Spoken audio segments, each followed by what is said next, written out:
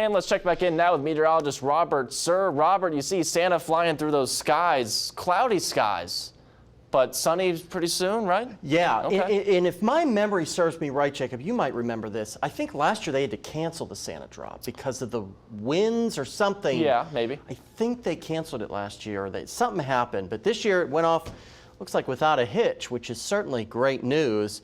And the rest of our night is going to go off without a hitch as well. Let's take a quick look here at how we did in November in terms of precipitation and our temperatures.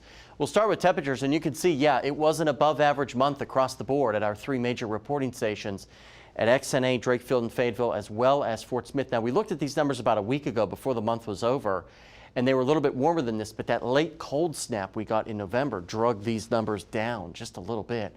And we were also, unfortunately, a little bit below average for precipitation across the board. 1.25 inches at XNA, almost 2 inches below normal at Drakefield, and a little over a ½ inch below normal at Fort Smith, which did receive the most rain of the area of the three major reporting stations. Right now, clouds are starting to thin out. Roads are drying out from that brief period of showers that we saw earlier this afternoon.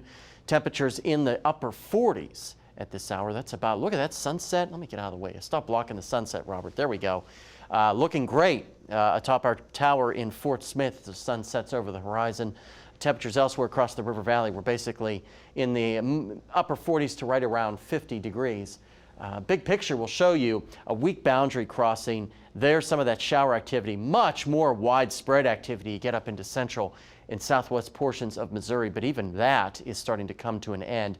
And those showers will continue to slide off toward the east over the next hour or so. We should see continued clearing skies. However, you see all this nonsense here that looks like clouds? That's fog. We could see a little bit of fog tomorrow morning, which I'll touch on here in a second. We have another quick moving little piece of energy tomorrow evening that could once again toss a sprinkle or shower in our direction. I think it'll be less intense and less in coverage than what we saw this afternoon for perspective. So keep that in mind. Then waking up Monday morning, temperatures in the 20s and the 30s. We talked about that fog. Might see some of it as early as this evening before midnight, especially in the River Valley. And you can see how it expands in coverage across most of the area. It'll be hit or miss. So some places will see it more than others and thicker than others. So keep that in mind tomorrow morning. 30s for our lows, upper 50s to around 60 for our highs tomorrow. And as we take a look at the week ahead, yeah, as I said, a very outside chance for a sprinkle tomorrow afternoon. Then lots of sunshine, temperatures moderating, winds roll back in here on Thursday. Then we start Hanukkah on Friday. And as we get towards Saturday, there could be another system that we're keeping our eye on right now. Chances keeping our percentage for rain, Jacob, a little bit on the low side just to be safe. River Valley about the same thing. A little bit of fog, then some sprinkles tomorrow evening. But overall, the rest of next week looks very, very nice.